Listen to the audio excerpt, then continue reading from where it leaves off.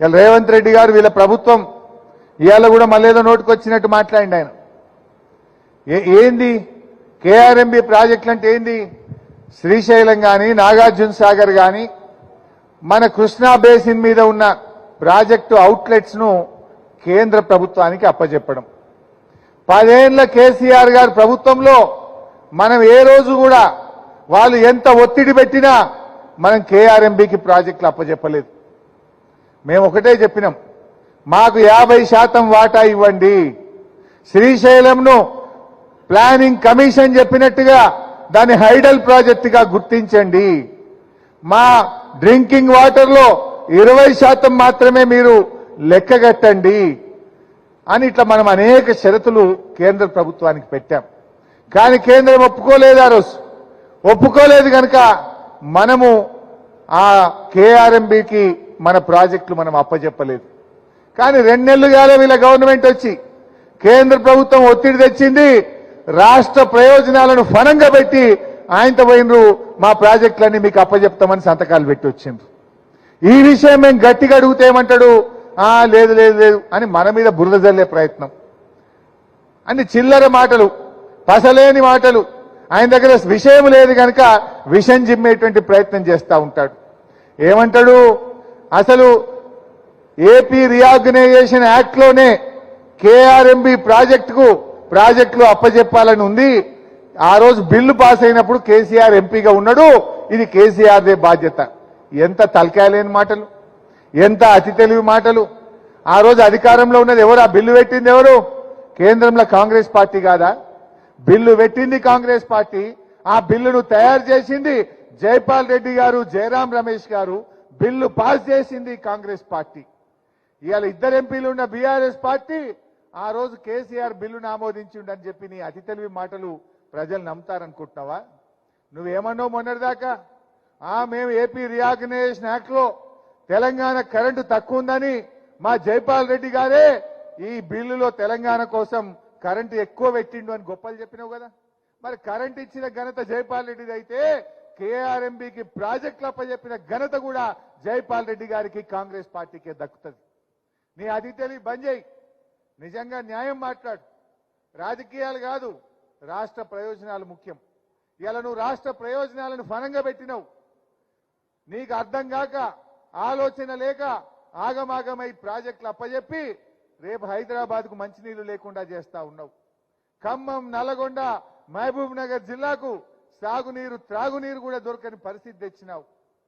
ఇవాళ ఒక్క తప్పు చేసి ఆ తప్పును కప్పిపుచ్చుకోవడానికి ఇవాళ 100 అబద్ధాలు మాట్లాడే విధంగా ఇవాళ రేవంత్ రెడ్డి గారు ఆయన ఇష్టం వచ్చినట్టుగా మాట్లాడుతూ ఉన్నాడు. పోతిరెడ్డిపాడు గురించి మాట్లాడతాడు.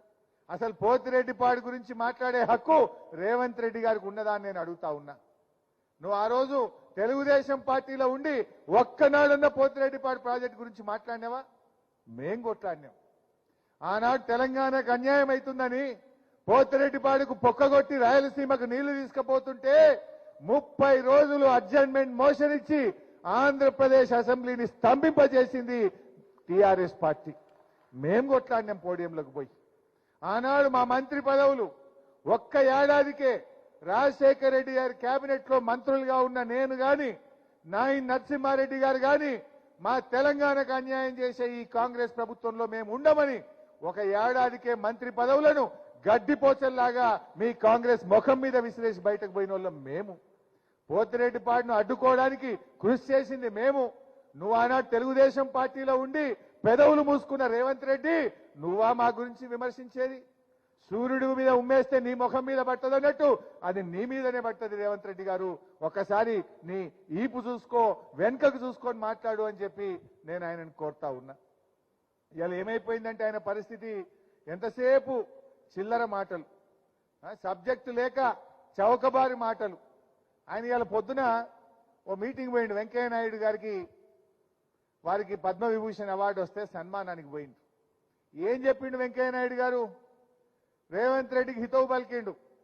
రాజకీయాల్లో కొంచెం జాగ్రత్తగా మాట్లాడు, రాజకీయాల్లో హుందాతనం ఉండాలి, రాజకీయాల్లో గౌరవం పెరిగేటట్టు, ప్రతిష్ట పెరిగేటట్టు మాట్లాడాలని పొద్దుగాల చెప్పిండు. మధ్యాహ్నం వచ్చిండు సెక్రటరియట్లో మళ్ళీ అన్ని చిల్లర మాటలు మాట్లాడుతుండు, అసభ్యకరంగా మాట్లాడుతుండ్రు.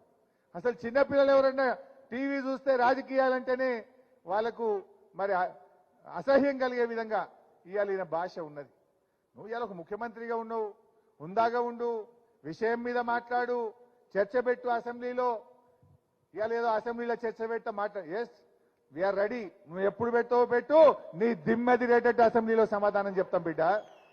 గతంలో మా కేసీఆర్ గారు ఇదే అసెంబ్లీలో పవర్ పాయింట్ ప్రజెంటేషన్ పెడితే మేం ప్రిపేర్ కాలేదని ముఖం చాటేసి పారిపోయింది నీ కాంగ్రెస్ పార్టీ. బట్ మేము అట్లా పారిపోం. నీ దిమ్మ తిరిగే సమాధానం చెప్తాం. మేము తయారుగా ఉన్నాం. నువ్వు చేసిన తప్పును తెలంగాణ ప్రజలకు అర్థమయ్యేటట్టు అసెంబ్లీ సాక్షిగా నీ సంగతి ఏందో బయట పెట్టామని చెప్పి మనం చేస్తా ఉన్నా. ఇలా వాళ్ళకి ఏమైపోయిందంటే నోటికొచ్చినట్టు మాట్లాడు. ఆనాడు ప్రతిపక్షంలో ఉంటే ఎట్లా మాట్లాడినరో ఇలా అధికారంలో ఉంటే కూడా అదే మాట్లాడుతుంది.